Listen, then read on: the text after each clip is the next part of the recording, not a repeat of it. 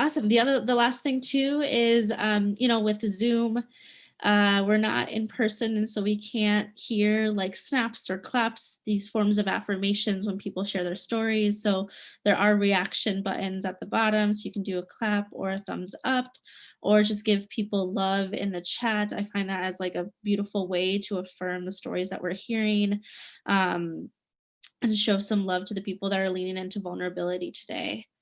Um, Cool. So, sorry, I forgot to introduce myself. My name is Bahia. My pronouns are she, her, and I am a member of Root and Restore St. Paul. We are a collective and coalition of community leaders, St. Paulites, um, organizations that have come together to really work on what does community-based public safety look like, and moving away from systems that harm and punish to systems that are life affirming. We know that the problems that we face in our city, from housing instability, um, to so much more, like those problems are not solved by police. They're actually probably amplified by policing, and the violent practices of policing. And so we believe that we have to move from those violent practices into a place of having systems that are life affirming. So moving money from the police department, and deeply investing in systems like housing, deeply investing in families who have been directly impacted by police brutality, moving money and into actual practices that actual systems that hold corporations accountable to paying their fair share, to actually paying their employees. We know that wage theft is one of the largest crimes, and it's one that goes very unchecked. And so I'm just sharing a little bit about what we believe as Root and Restore. And then the other thing that we deeply believe as Root and Restore, and we're really, really excited to be hosting this space, this teach-in, and really centering families, supporting families, and the stories the stories and lived experience of families directly impacted by police brutality, is that we deeply believe that to get to the world that we deserve, we need to be centering, uplifting, ensuring that folks who are directly impacted by the harms of our systems are making these decisions around how our world would look. We know that radical imagination happens in the most beautiful way from the people who are most impacted by it. And so that is part of why we are committed to this partnership with Families Supporting Families, and really being in deep partnership with Tashira, who leads the organization, and to ensure that we're centering the voices of this organization. And so what we're doing is using our platform to be able to expand those stories out. Cool.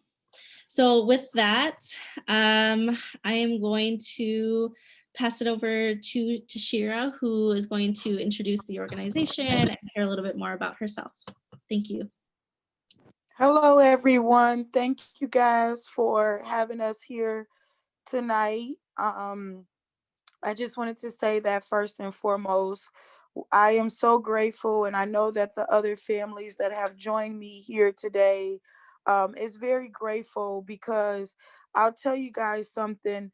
Um, Especially for a situation like mine, the father of my son was killed in 2009, and I remember just feeling alone and trying to get people to listen and actually hear my story. And so, even though this might seem like kind of small, or that you just logged on to a Zoom meeting, it actually means more than you even know, to have people take time out of their life and their day to actually hear from our families and hear how we have been impacted and what we are going through and living through every single day of our lives. Again, my name is Tashira Garraway, and I am the founder of an organization named Families Supporting Families Against Police Violence. And the reason for that name is literally my family supports other families that are going through the same hurt and trauma that I have gone through for years, as well as those families also support me. So we support one another. Um, we work very closely with one another. It's almost like we are a whole nother family to one another now. I want to let you guys know that we have about, so it's myself and it's Jamar Clark's family that's on right now, Jefford Smith mother, um, that is on right now, who was killed by St. Paul police. Again, Jamar Clark, who was killed by Minneapolis police. We have Kobe Heisler mother, Amity. He was killed by the Brooklyn Park police. And we also, I think, I think it's, yeah, though it's, so it's four families on. And then we will also have, because our organization does not only um, fight for families that have lost a loved one due to police violence, but we also support families that have been victimized in any way by law enforcement. So for some people, they had near death experiences with law enforcement, but they survived. So there is a guy, his name is Soren, who will be joining this call with us at 7 o'clock. He had a prior engagement, so he will be joining us at 7 o'clock. He was actually peacefully protesting for George Floyd, and he was shot in the eye with a rubber bullet by police who actually um, perpetuated. They just blew the whole situation up and was antagonizing peaceful protesters and ended up shooting the rubber bullets. It hit him in the eye, and this man lives, he will go on for the rest of his life without his eye. So he lost the eye that day. So he is a part of Family Supporting Families as well. um, and we have, so with the organization, there's about 20 families, 20 to 25 families with the organization. Some families come out more and stand with us. Some families, it's still, really fresh and hurtful and too hard. So I may talk to them regularly or meet with them individually, just to give that support. But we are standing together in unity and just fighting together. Some of the resources that Family Supporting Families provides, one thing that I try to do, uh, our families are out here telling our stories over and over and over again. And so I try when I can, whenever we get donations, I write out stipends for the families to help with gas. We got Amity Demick, and also Danielle. They live far out in Minnesota, Danielle Jamar Clark's sister. So they have to travel into the city for different events.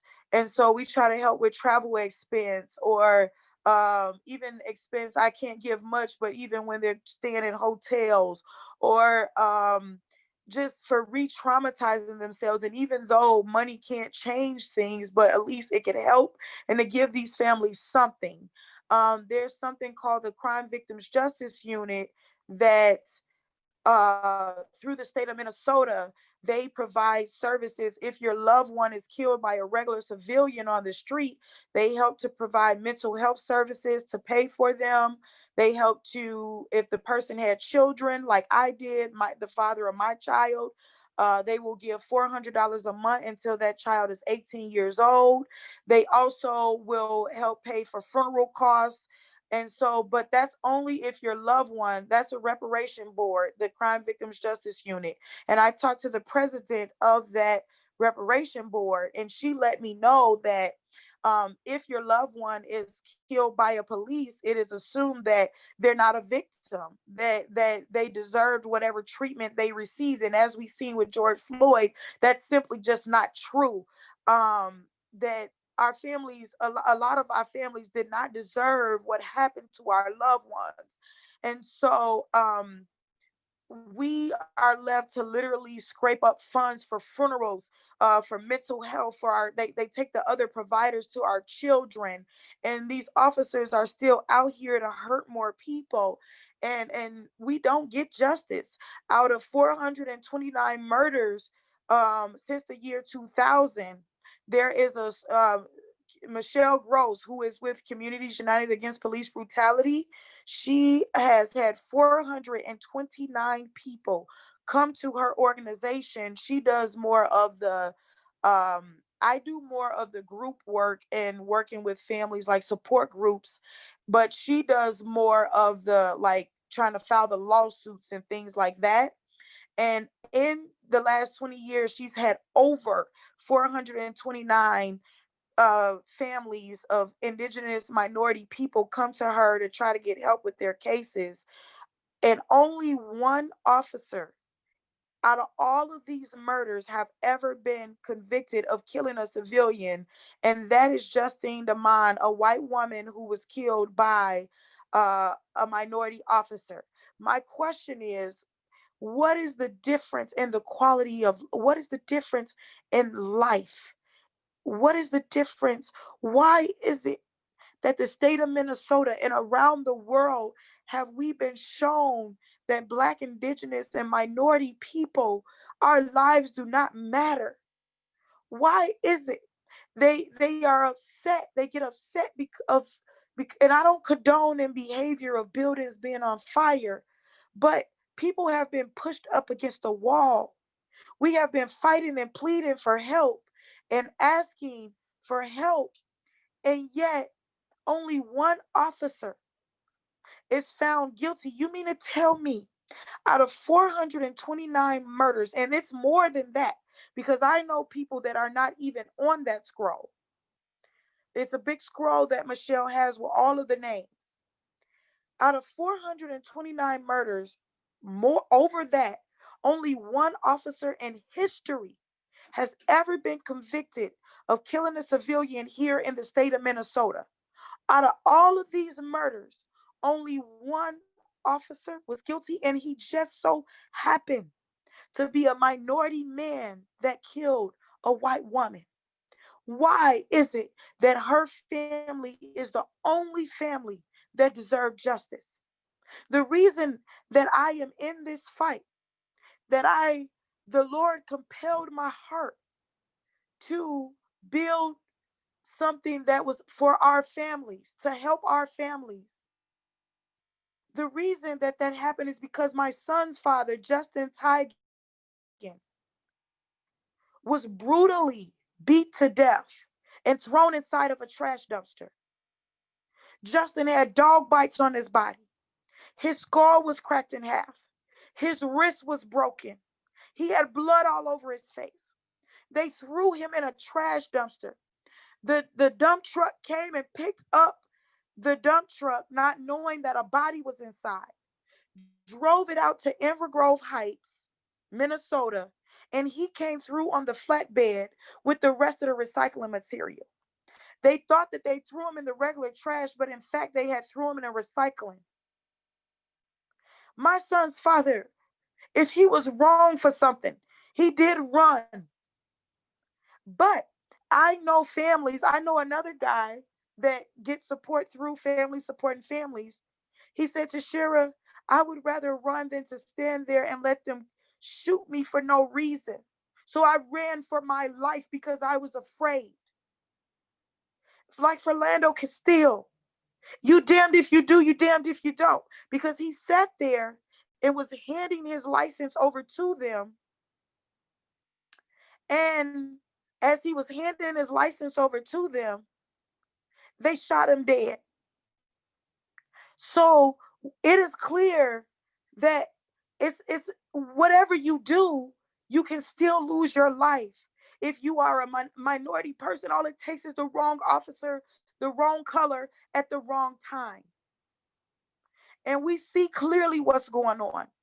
We see clearly that if you are a minority person and you kill a white person, it's wrong either way. I always say, if George Floyd was on if it was the shoe was on the other foot and George Floyd was laying on that ground, it was on his neck, and Chauvin was laying on the ground. Either way, right is right and wrong is wrong. These families are suffering. These families are hurting beyond words, beyond words. And I have been in the legislative rooms with the people. I have been in city council meetings. These people are allowing this to happen to our families. They are letting these officers walk free. They have allowed these people to murder our loved ones in cold blood. We have two bills sitting on the table. Not only do family supporting families work to provide support for the families and support groups, but also we work to build relationships with outside organizations and also the people in political seats that can help our voices get heard and make changes. We have the statute of limitation and we have qualified immunity that we would like abolished. We have it sitting on the table right now in the Senate. It made it through the three committees to the House, to the floor of the House, and now it's made it to the Senate.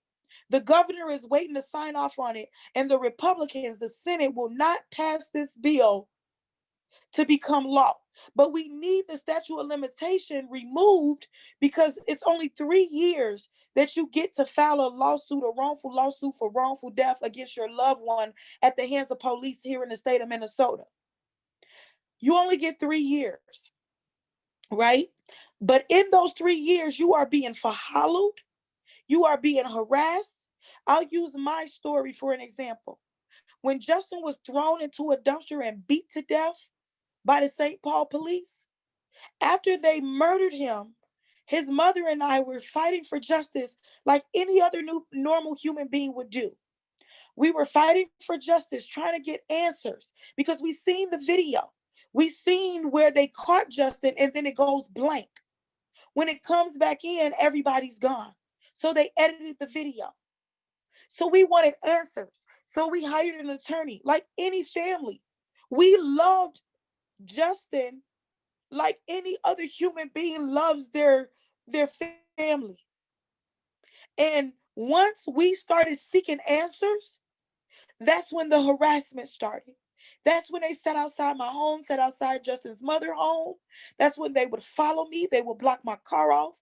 They would wave at me, follow me with my son in the car, my 3-year-old child, Justin Jr., just to intimidate me and keep me quiet. They would wave at me. They would do the same thing to his mother after they put her child in the trash. This is what our families is going through. They taught our families. They don't just kill our loved ones. They taught our families. They leave our families with nothing. We're scraping up money for funerals. We're scraping up money for mental health services and to raise our children after they murder their fathers. So then, as this harassment is going on, you got to remember we're grieving. We're grieving. Okay. In addition to grieving, they're illegally holding on to evidence that we need to fight for our loved ones. They're not releasing the videos. They're not releasing things that we need to fight for justice for our loved ones. The paperwork, the reports, they're illegally withholding this stuff. No, because they know that we only have 3 years to file a lawsuit for wrongful death against police here in Minnesota. So next thing you know, as they're doing illegal activity, withholding this information, we're grieving. Guess what? We're getting harassed, and guess what? We look up and the statute of limitation for wrongful death is up. So then we cannot file a lawsuit. We cannot file a lawsuit for wrongful death. So we're asking that that be eliminated. So we have a bill that's sitting in the Senate right now, and they will not pass it.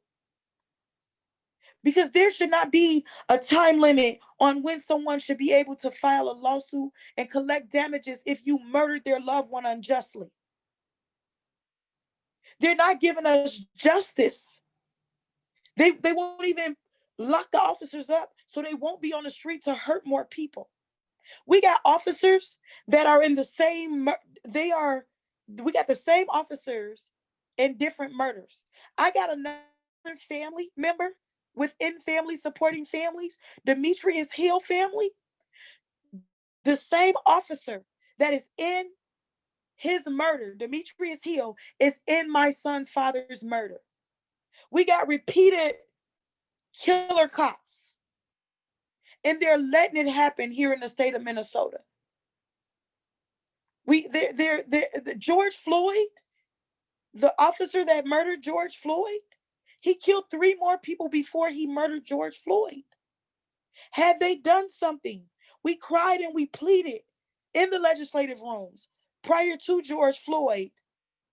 And had they done something, George Floyd might be alive today. But they're allowing this to happen here in Minnesota.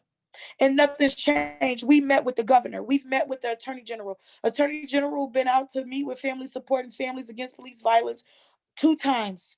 We've had Zoom meetings with the governor, and went out to the governor's mansion to meet with him. Nothing has changed. Nothing. We just asked, could we get our cases sent over to the attorney general to be reopened? And they just declined it. They just put us on a Zoom call to tell our families, no, we can't do that. But we wanted the same, just because ours, they were successfully, for most of us, able to cover up the murders along with the Bureau of Criminal of Apprehension, the BCA that helps to cover up the murders. We asked, can we get our cases reopened by the attorney general? We were just declined that as well. So when they talk about the rioting, I don't condone in behavior that is wrong, but I understand it. I understand that you can only push people up against a wall for so long. People are literally hurting. 429 murders, over 429 murders. All of those people came with, like Justin, my son's father, he came with brothers and sisters.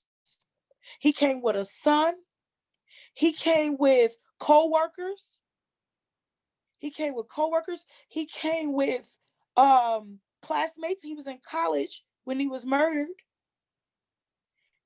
You multiply all of that times 429. And that's over 1 million people in the state of Minnesota alone that are out here hurting. And so I just wanted to let you guys know what we do and within family support and families. We also, the birthdays and the holidays are the birthdays and the anniversary, the date of death is the hardest for the families. So we work to assist the families with that. We help to try to get the food there and try to get um balloons and candles or whatever, banners and flyers. We're working to try to do that now.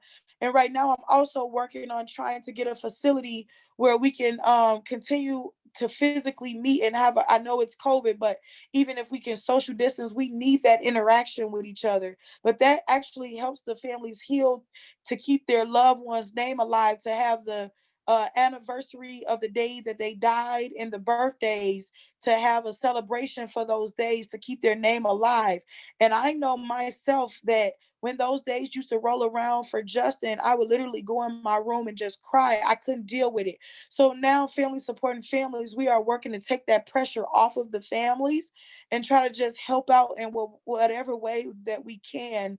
And literally, like I said, we're just standing together and supporting each other as families. I'm very grateful for all of the support, like you guys that have come along to help in any way you can, because we need the help. We really do. So I thank you all for listening to me today.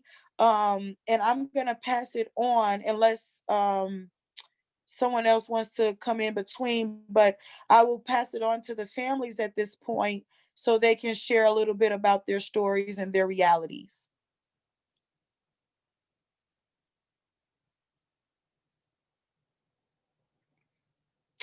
I will pass it on to um, I will pass it on to Matilda Smith. This is Jeffrey Smith's mother. Matilda, are you on?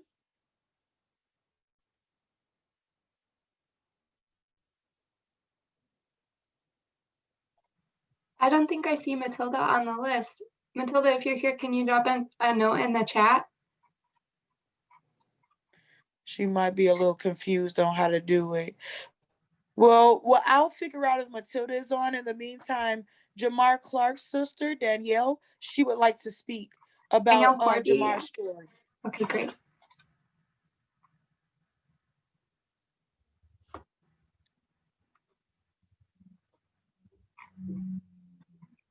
Oh, looks like we've got somebody. There you go, Danielle. Okay. Can we- She's asking if you guys hear her. We can hear her. It's just kind of garbled. Do you want to try that again? Okay, can you hear me now? That's better. Yeah. Okay. My name is Danielle. I'm Jamar Clark's second to the oldest sister out of 10 siblings. And Jamar has been killed by the Minneapolis police. I came on scene after Jamar exiting a party.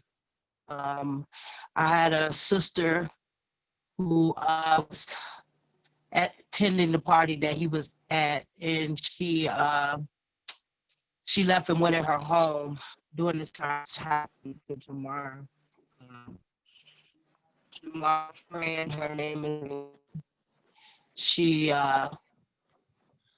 was trying to break up a fight. I'm sorry, bear with me, trying to get everything out. But however, there was this young lady named Ryan. She tried to break up a fight of two couples who was actually giving a party.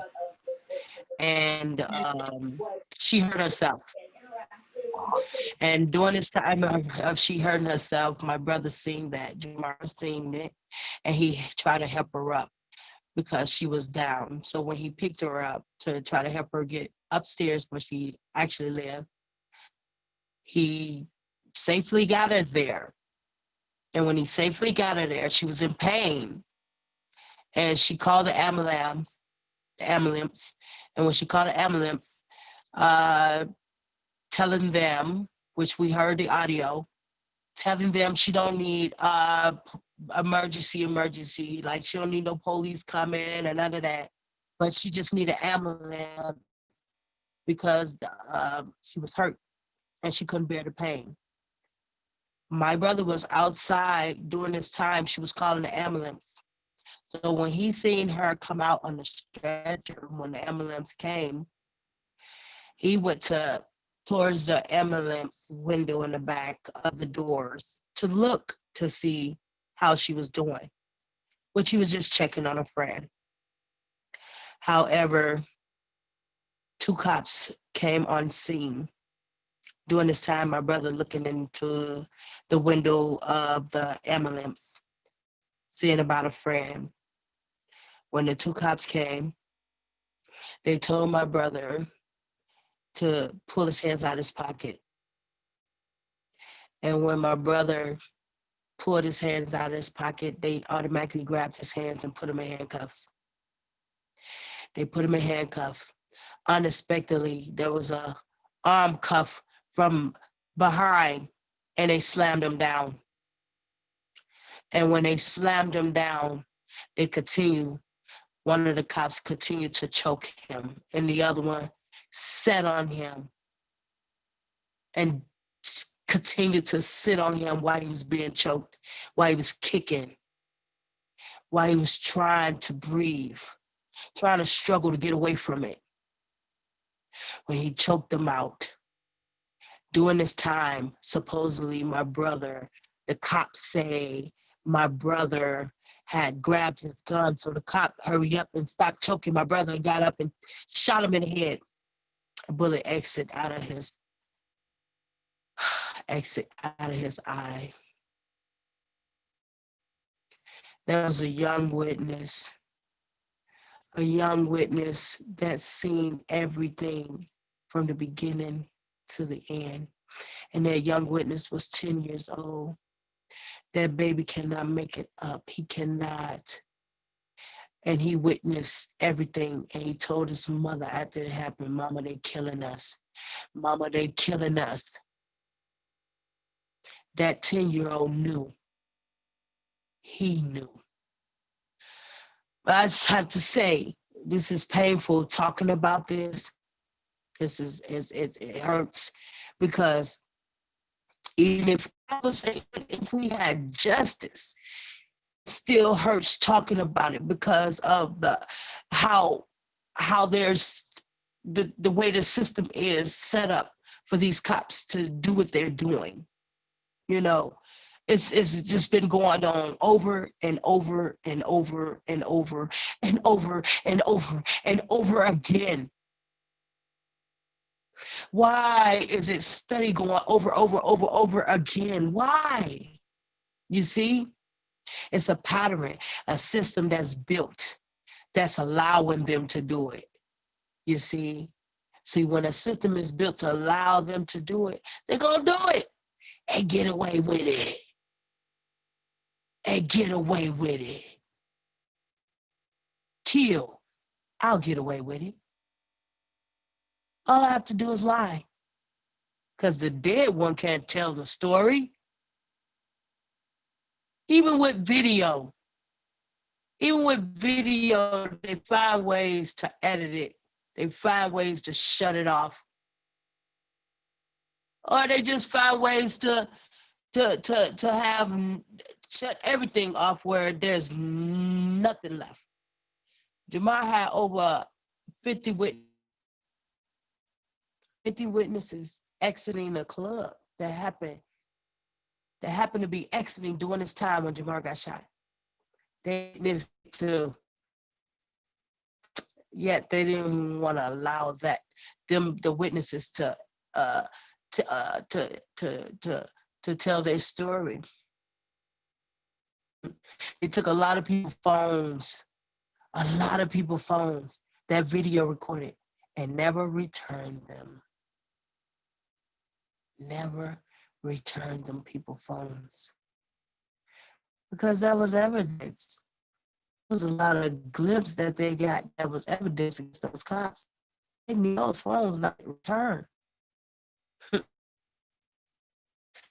Just to say, that there's been a lot of unjustified things going on here. And it's traumatizing over and over again. I hate to keep saying that this is not going to stop. I hate to keep saying that it's not going to stop. It's going to keep going. See, these are words that we know it's going to keep going, but I don't like saying that because I want it to stop. I want it to stop. The hurt continues as when it continues to do, when it continues to murder. There's a recent young man who was found who they shot in St. Paul. This is the recent one in Minnesota, in St. Paul. And he was in a dumpster. And he got out the dumpster, and this cop, they send the dogs to bite this man and shoot him. That's traumatizing. And it's just terrible. I just hate that I have to keep saying it's not going to stop. I want it to stop. I want it to stop. That's all I can say right now.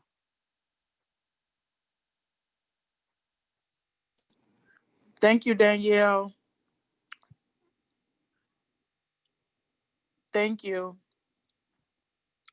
And can you guys hear me? Yeah, we can hear you, Toshira.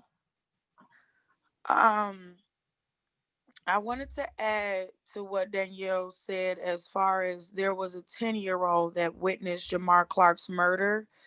Um, the officers, the 10-year-old said that Jamar was actually handcuffed when he was shot in the head. And once the there was an ambulance already there for the young lady that Jamar was checking on. There was another ambulance coming once Jamar was shot, but the ambulance came so fast that the 10-year-old said that the police were trying to take the handcuffs off of Jamar because they knew that they shot him for no reason. So this 10-year-old witnessed this. He was sitting on the porch and was watching the entire thing. Um, there's even like a recording of the 10-year-old telling his side of the story.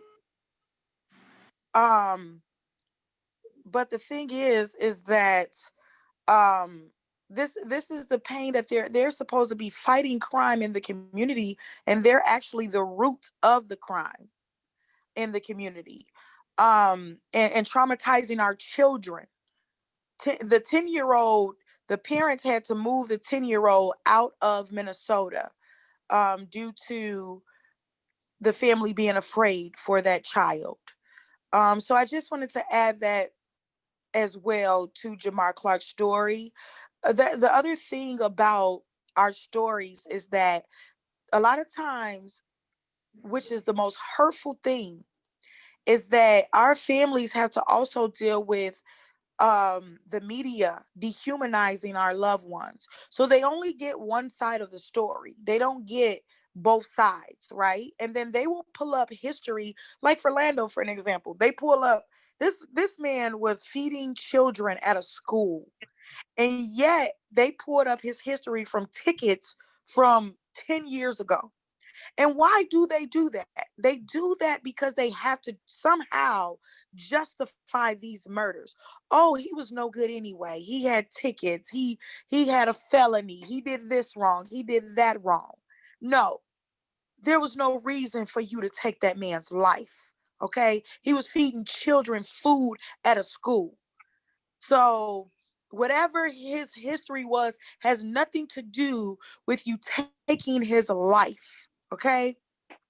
So I just wanted to point that out because I know that they always give a different story in the newspaper, on the news, to basically dehumanize and make our loved ones these horrible people, when in fact they couldn't be that horrible.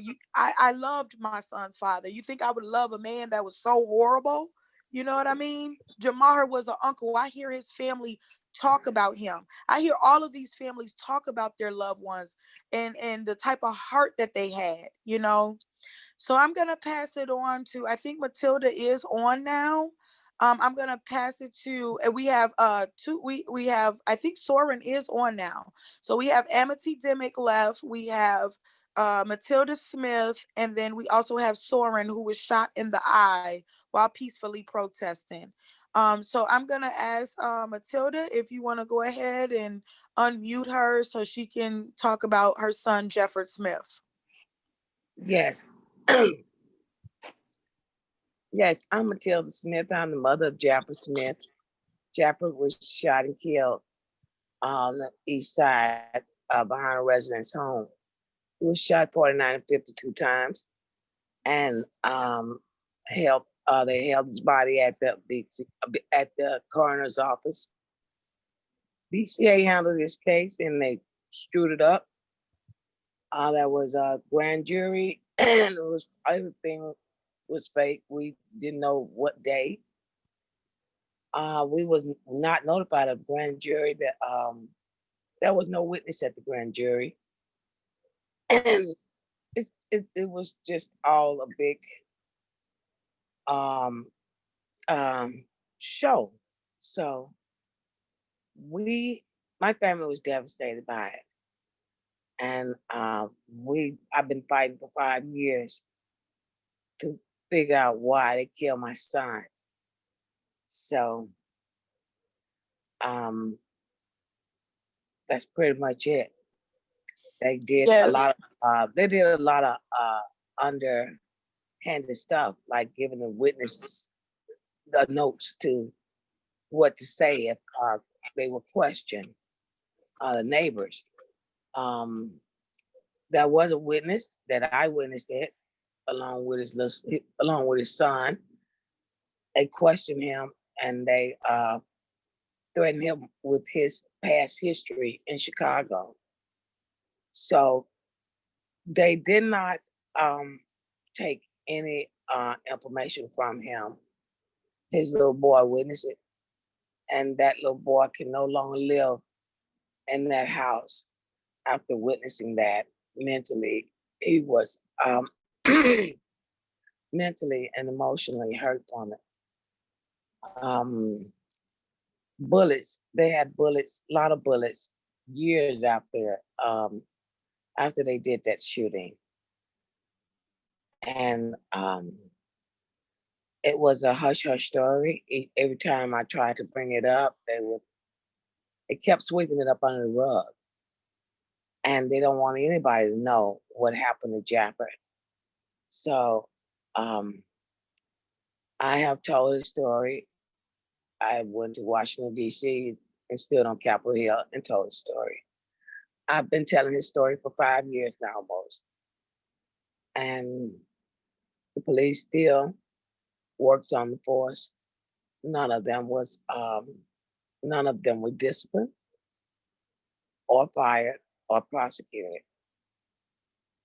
And that's what my family and I've been dealing with. So St. Paul Police are one of the deadliest force, is the deadliest force in Minnesota. And it is run by, I think, white supremacy and very racist. I don't hate police. I come from a family of police. My brother was a private detective. So I do have compassion for police. But there were 4 that killed my son. And I forgave them, but for the likes of me, I don't know why they killed my son. And I will never forget this. I will never turn my back. I will always look for justice. I will never stop.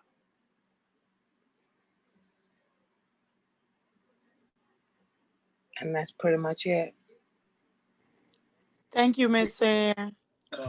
Hey, Tashira, you Hi, said John. something. You said something that I wanted to like allude to just now. You said that they were demonizing Justin Teigen. They also demonized George Floyd. They also demonized Philando Castile. And then they turn around and demonize anybody who stands up and says something about it. You are labeled, what they used to call us, they call us domestic terrorists. Yes. Right? About your bosses.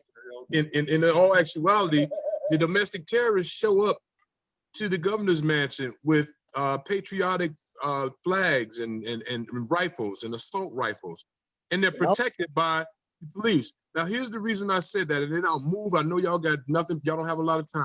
Here's the reason I said that. Because what happens is when you're protesting the police, you get met with resistance like, how dare you protest against my goddamn brother?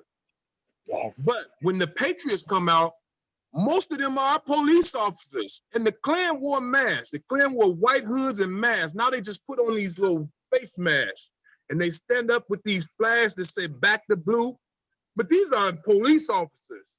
Some of these are judges. Some of them are doggone legislators, doctors, educators. These are some of the people that we see standing outside the governor's mansion right now talking about open the state up, the patriots. So anytime you're protesting the police, we've always met with brutality. Like, how dare you protest against my damn brother and what we've been getting away with doing to y'all for so long? Like, I talked to Philando on July 5th. We talked about the murder of Alton Sterling on July 5th. Ain't no coincidence, the very next day, July 6th, the same person I talked to got murdered the same way, pretty much, that Alton Sterling got murdered. The same type of way. And the first thing came out of their mouth was, oh, he had a half ounce of weed in the car. Wow. He was smoking weed and he was this and he was that. No, Philando was an honor roll student. Philando actually served the kids and fed the kids. Philando loved to play chess. Philando loved to play the Xbox. Philando loved everybody. And so what, he loved to smoke weed. He probably still be smoking weed had y'all not pulled him over and killed him. And the reason why Philando got pulled over is because the officer said over the radio that he fit the description of a gas station robbery because of his wide set nose. And I keep putting my big nose on this screen just to show y'all that I fit the description of everybody that go across that radio when they say it's a black man. And so anytime a 6'3" black man stand up and say he's sick and tired of racism and police brutality, they try to label us. And they've been doing that for as long as I've been black, as long as we've been on this earth. It's not gonna stop. The last piece is, I'm saying this and I can care who takes it lightly. The Minneapolis police, the Minnesota Federation of Peace Officers has been infiltrated by white supremacists. And it's nothing but a white supremacist gang. And when I talk about the Minnesota Peace Officers Association, I didn't make that up. They have been infiltrated by a white supremacist organization and a white supremacist gang. But I'm on another Zoom, and I just wanted to chime in on this one and then move. But I know I'm not spewing rhetoric when I say white supremacists not only took over policing here in this state, but they took over the education system. They took it over our hospitals. They took it over as prosecuting attorneys, as prosecutors, and so on. And I know I'm not spewing rhetoric. I know y'all know what I'm saying. Yes, we do. Thank you, John. Thank you for chiming in. We appreciate you. We appreciate you. Thank you. You're telling nothing but the truth, because the bottom, the root of all of this is racism and white supremacy. That is the root of what's going on. And John himself, he has been a victim as far as the threats. They've threatened this man because he's standing up for what he knows is right. We're not standing up. We're not doing anything wrong. And we will never let these people twist the narrative to make us believe and feel that we're wrong for fighting for other human life. We're doing the right thing. They're doing the wrong thing, but they have a way of twisting things around and making us be the bad people when we know in our hearts that what we are doing is the right thing. So thank you so much, John, for jumping on this call. We appreciate you.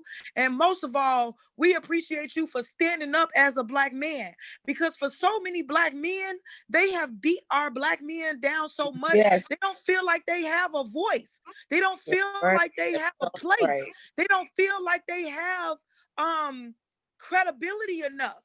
You know, they're so afraid to stand up because of this system that has been designed and created to keep a certain group of people under oppression. So how do they do that? They go after Black and Indigenous and minority men, because then if the women are left out here vulnerable, you see what I'm saying? They know this is a system. It's created and designed to do. If the system is not broken, the system is doing what it was designed and created to do. Yep. So I want to go ahead and pass this on to Amity Demick. And after that, we will have Soren speak. Amity, would you like to go ahead and talk about Kobe? Hi, my name is Amity Demick. I am the mother of Kobe Heisler. Kobe Heisler was murdered 15 months and 3 days ago by the Brooklyn Center Police.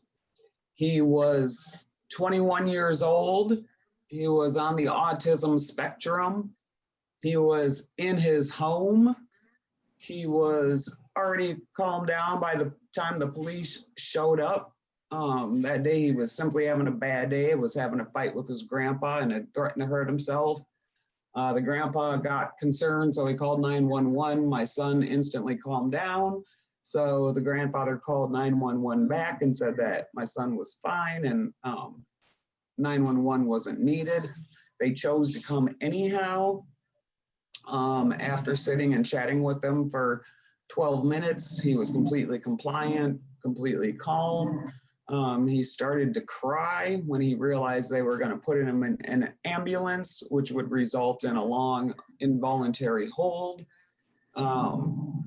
And I plan to somehow get the case reopened. So at that point, I got to kind of stop talking about specifics about why, after I've finally seen what I've seen, I believe that my son was indeed unjustly murdered. I can't get into the specifics. I want to give up what it is we think we see.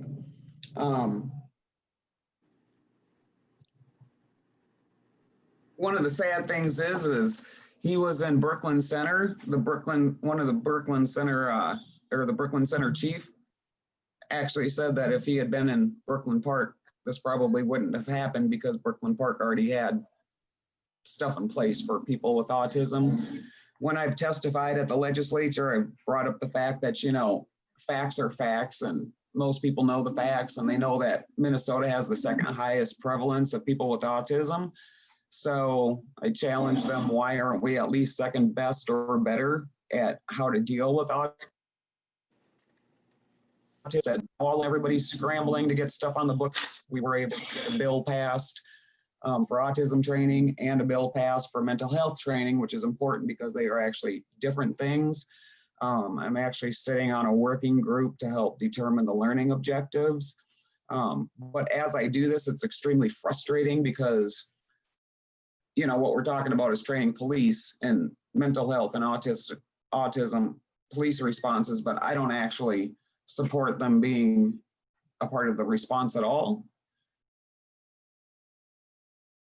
Unfortunately, there I have to work with what I got and then still fight to make it so police officers don't respond to mental health calls.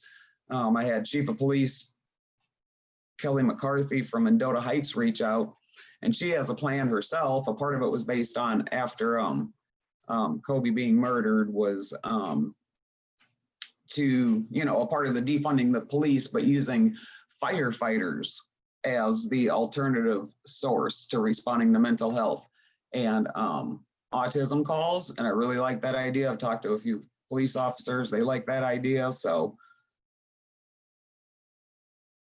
more than that.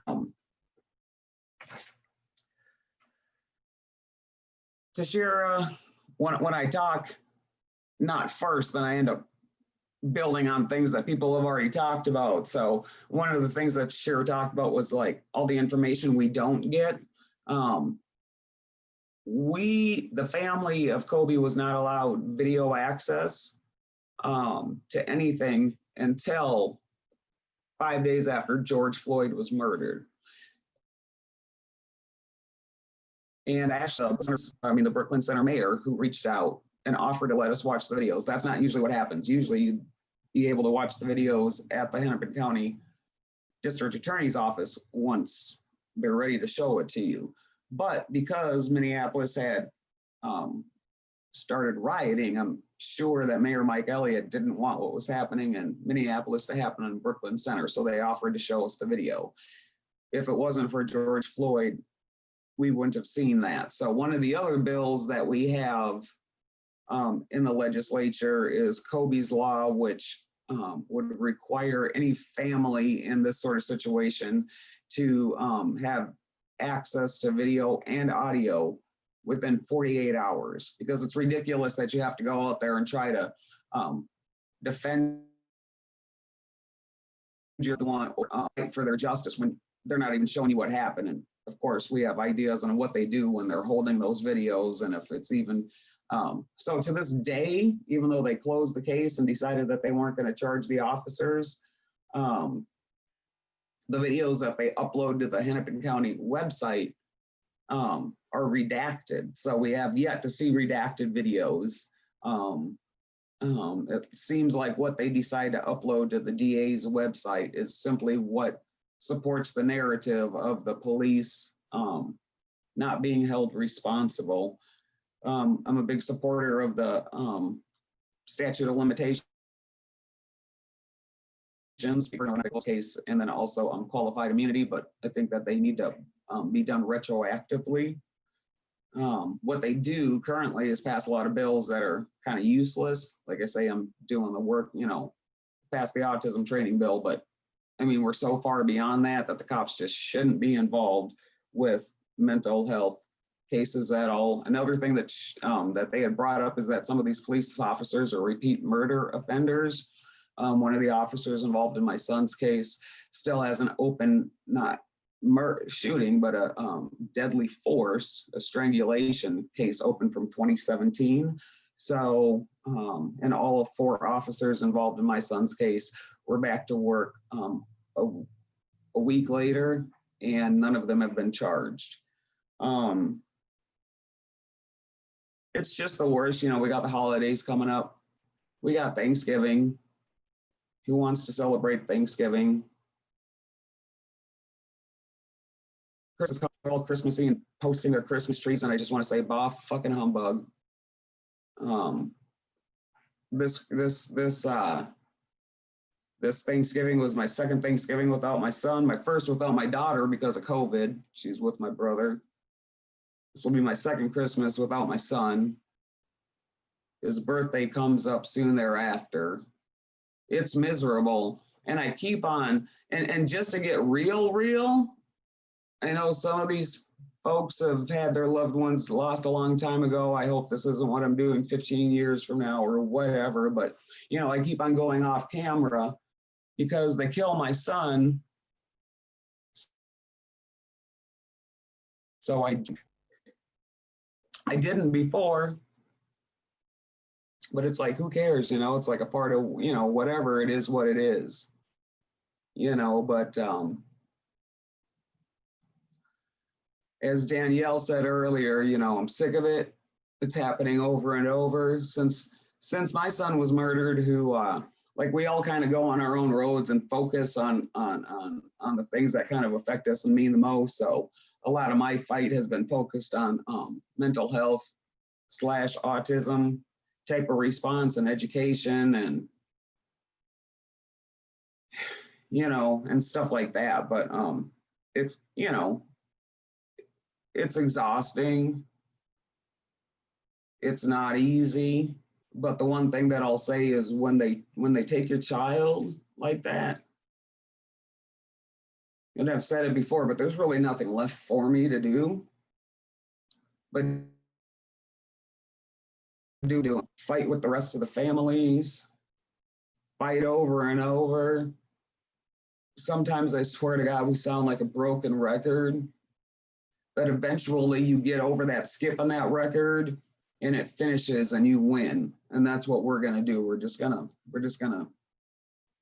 keep on fighting.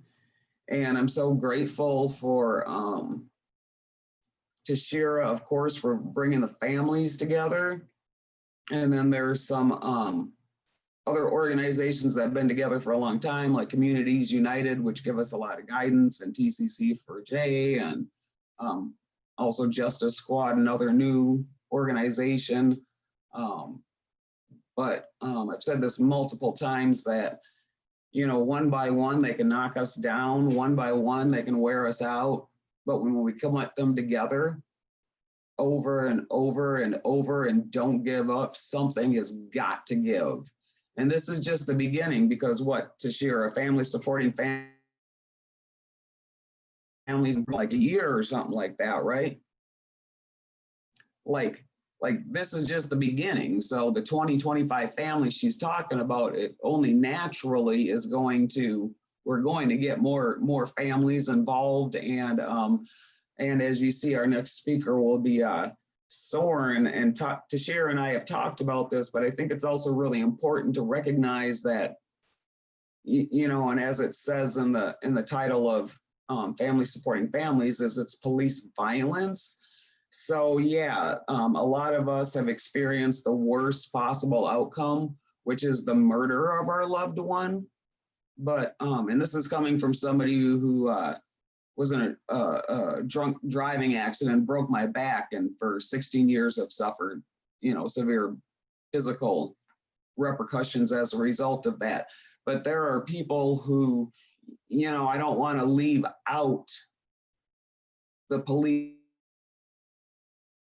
and victims, because you can shoot somebody and they can lose an eye. You can shoot somebody and you shoot them in the spine and they live, so they're not on the scroll, But guess what? They're a quadriplegic and they're in a wheelchair for the rest of their lives. So I really think that the police violence problem is so huge, and I think the only way to conquer it is to continue to unite and continue to grow as a united force.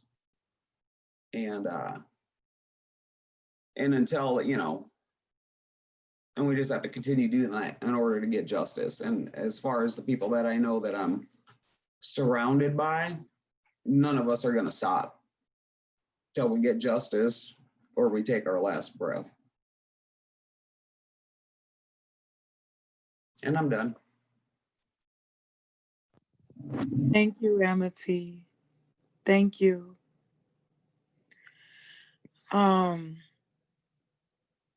I thank you, Amity, for touching base on just, I just think about our children. If they have autism, they're being killed for having autism. And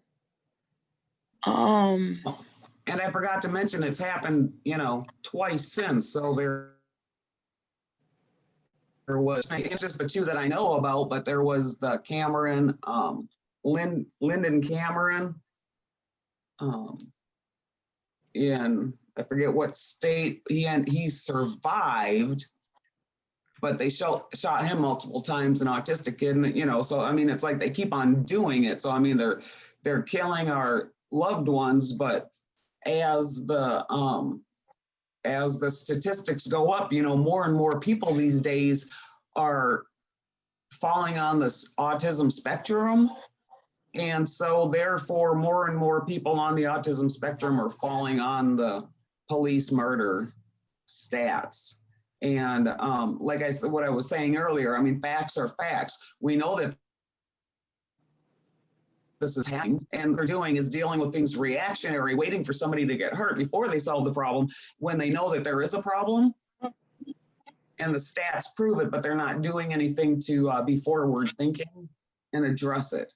So actually, I was jumped on a Brooklyn Center City Council meeting because they're trying to talk about a civilian review board. And whoever introduced the meeting said that they started doing this as a result of George Floyd. And when I got my turn, I said, well, I'm pretty offended that you say that Brooklyn Center didn't think that there was a problem with their police department until George Floyd. It didn't even happen in Brooklyn Center. You killed my unarmed, calm, on a reverse 911 call, autistic son in front of his grandmother in his own home, and then left his body to lay on the floor for so long he couldn't even donate an organ. Not any of them. Like, no, like it's not okay. And it's not okay for you to start a meeting saying that you guys started this conversation and this need for a civilian review board after George Floyd. And in as much as I am sympathetic to George Floyd and his family, I am so over people equating the problem with what's going on with a George Floyd or any of the big names that we all know. I call them the household names. We use that term 429. Well, the funny thing is the 429 is that's not even the history of police murders. That's just in the 20 years they've been tracking it. Yeah, and I was afraid of the pandemic until George Floyd, and I realized that it was our time to be able to come out and actually have people listen to us, because there was a pandemic greater than there was a problem greater than the pandemic. And it was this injustice that just continues to allow to go on. So I go out and I risk my own personal safety like the rest of us do, because my pandemic's pretty bad. Okay, now I'm done talking. Thank you, Amity. You made some good points. I appreciate those good points you just came through. You came through with some good ones. You telling the truth. But I want to go ahead and get Soren. Soren, would you like to introduce yourself and just tell everyone a little bit about your story? Yeah, I'm Soren. I live here in Minneapolis, and um, after George Floyd was killed, with all the protests happening, I was, out in many of them, just like everyone else here. And my story is not too long, but the effects are permanent. I had been actually protesting outside Mike Freeman's house earlier in the day because we wanted all the officers at that point hadn't been charged, and that needed to happen. So then from there, we went to meet up with some friends in downtown. Well, not downtown, but within Minneapolis, like on University and 35. They had taken the bridge. It was the day that the semi truck went over the bridge and almost hit all those people. Yeah, so then I showed up with my girlfriend and a group of friends, and the organizer of the protest, we were on the on-ramp going down. We weren't moving, we were standing still, but we were on the on-ramp that goes down onto the bridge, headed south.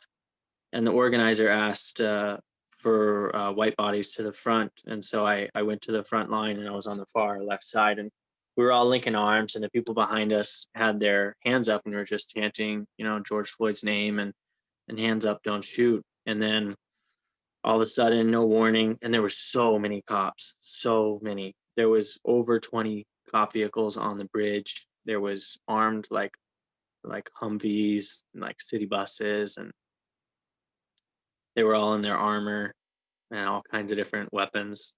And so they throw some flashbangs at us, like above our heads. And I watched the first one, to the left, and then I watched the second one to the right. And as I was looking at the second one, that's when the rubber bullet hit me, basically, right on the eye nose area. And it was probably only 30 feet, something like that, from where they shot directly to where I was. These rubber bullets are supposed to be skipped off the ground to hit you in the lower part of your body, but this one was shot directly at my face. It broke most of the bones in my face to some degree. It shattered the bottom of my eye socket and broke my forehead right here. The eye exploded. My nose was broken and moved over here on my face. And then there was just blood like pouring out of my eye and nose. I had breaks all the way down into my jaw. I had a concussion. I mean, these rubber bullets, firstly, they're not rubber. They're metal, and then I have on the outside plastic. And secondly, even if you use them right, they kill the people you shoot 3% of the time. And then they maim the people you shoot at least 15% of the time. And so that's using it correctly. So these officers were supposed to be trained in how to use this. We contend they did it on purpose, shot me in the face on purpose, because they weren't that far away. And I wasn't moving. Yeah, so I went back to the back of the protest, and some nursing students from the U were acting as medics, and they got a bandage on my face and covered me up. I couldn't see anything. And then they took me to the hospital, and I was there for just over a day. And they did a few emergency surgeries to move my nose back to where it should be, to put the eye back together. They just like grabbed the bits and like sewed it back up and called it good. And then they reconstructed the bottom of my eye socket so that the eye had somewhere to sit.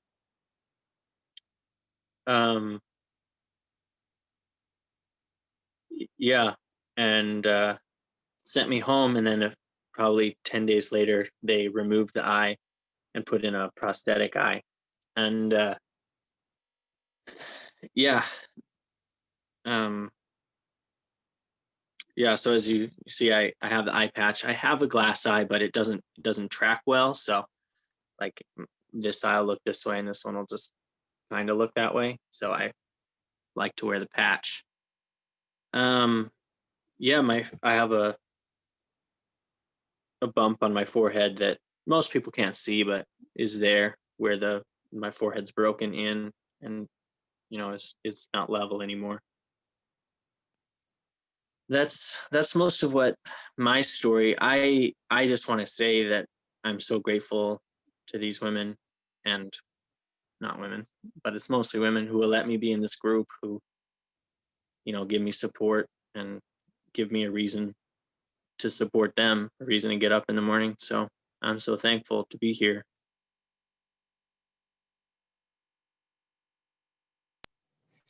Thank you, Soren. We are so thankful for you.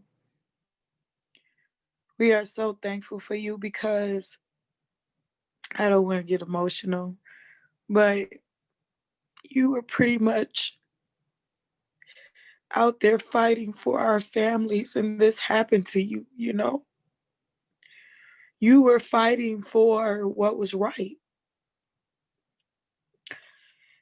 And now you have to live with these complications and things like that because you were fighting for what you knew in your heart was right.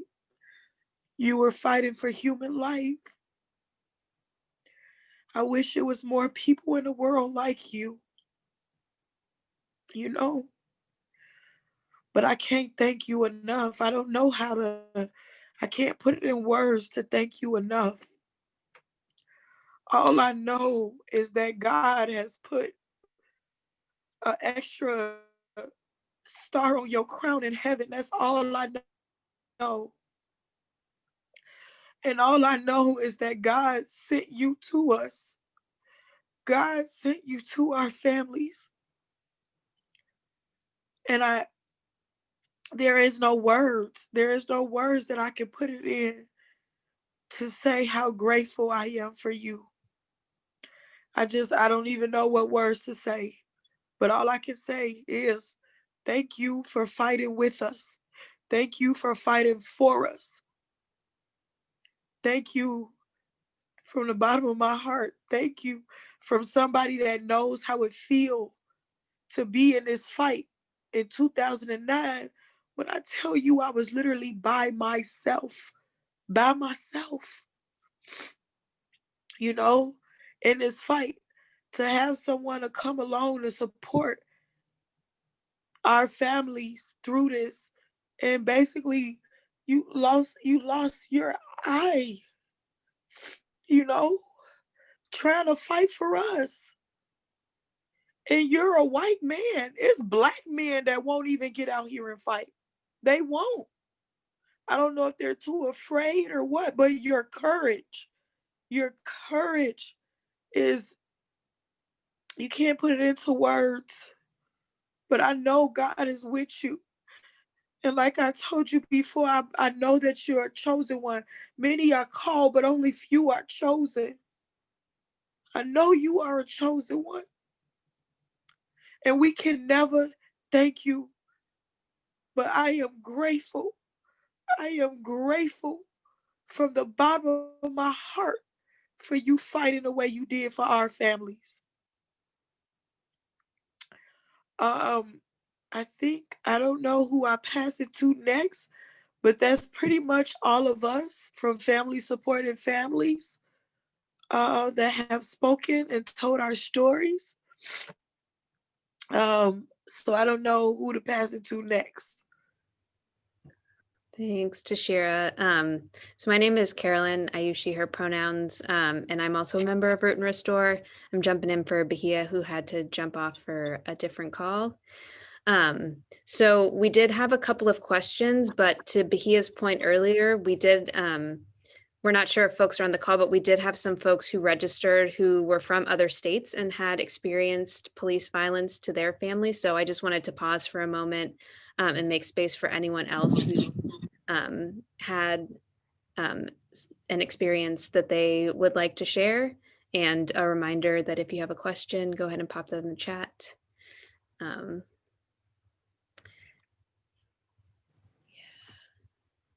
Let's see.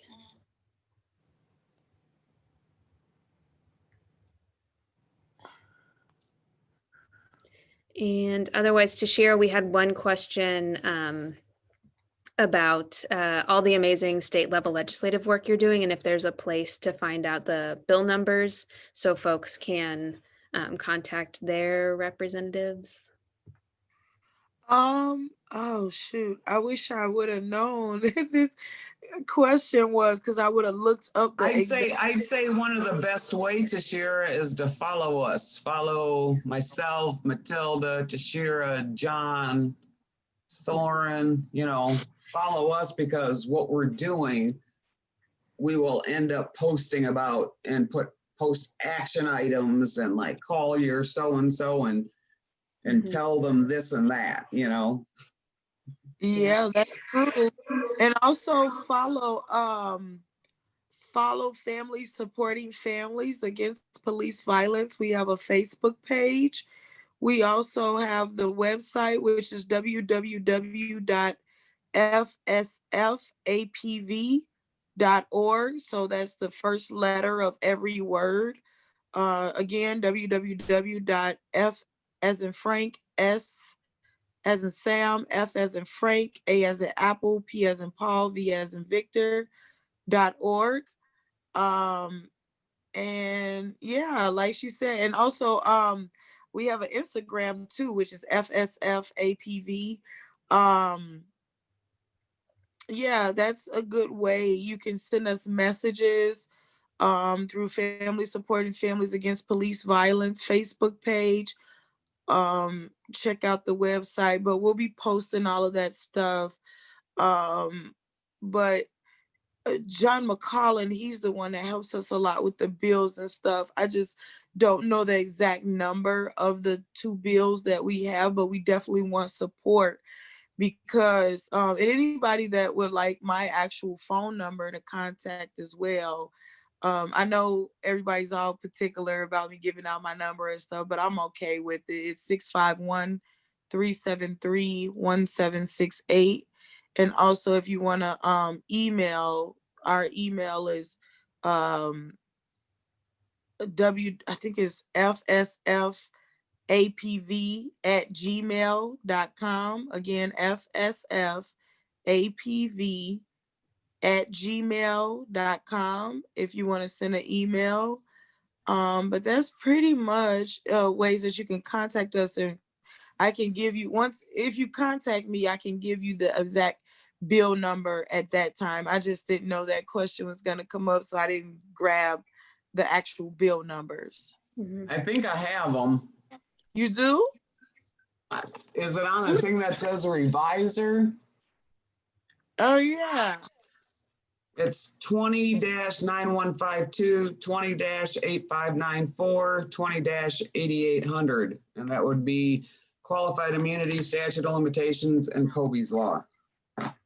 Awesome. Thank you, Amity. I put it in a file folder, man. I'm getting organized. I'm doing my office. Awesome. Repeat them one more time. Could you repeat them one more time, just in case if anybody didn't catch it? Yep. Immunity one is 20-9152. The statute of limitations one is 20-8594. Kobe's law, the requiring the audio and video within 48 hours is 20-8800. So I'll just jump in real quick and say that we'll send a follow-up email that compiles all of this information, so you can have easy access to the links to follow Family Supporting Families and the bill numbers and ways to get in touch with Tashira. So definitely look out for that. And we'll also include in that email information about getting involved with Root and Restore, which again is focused on changing these systems and supporting families, and creating really dramatic change. You know, as Amity said so profoundly, that we don't need police officers responding to mental health crises. And so that's the kind of world that we envision, and making sure that we're holding at the center the stories that we heard tonight that are utterly heartbreaking and absolutely unacceptable, and predicated in white supremacy and racism. And so I just want to thank again, from the perspective of Root and Restore, being in relationship with Tashira and family supporting families has been so important. And we really appreciate your partnership and the emotional trauma that comes from sharing your stories over and over again. I'd like to make a second pitch that, especially folks who are here listening, if you weren't able to contribute at the front end of this webinar, I don't know if Ashley, you can drop the PayPal, but really, I've never met someone who is more dedicated and more generous in spirit and tenacious in her determination than Tashira. All of the support that you do, Tashira, is absolutely amazing, and obviously all the work that the families do. So if you have the means, please do make a donation to Family Supporting Families, because this is all coming out of basically personal funds, until we can get Tashira and the families some more money. So we really appreciate that. And I think, Tashira, I'll give you the last word. We have 2 minutes left. But any kind of closing words you'd like to leave folks with? I would like to say thank you to Root and Restore for hosting this for us tonight. I would like to thank the families, Amity and Matilda and Danielle and Soren and John. I would like to thank all of you guys for, it's hard to re-traumatize ourselves over and over again. I want to thank the people that took time out of their lives just to listen to us. Again, it might seem small, but it means more than you will ever know, just to even have people have compassion and empathy enough to listen. And we're just going to keep this fight going. We got to keep fighting for what we know is right. We got to keep fighting for what we know is right. Again, God bless you all, and thank you all from the bottom of all of our hearts, our families. This means a lot. Thank you. And I don't know you all personally, but I want to tell you, I love you. Okay. Thank you. Amity, did you have something you wanted to say? Oh, well, I love you guys, and Love you. Thank you all. Love you you all. Thank you so have much, a good night, everyone. guys. Have a good night. Thank you so much. Bye-bye. Bye. Wow.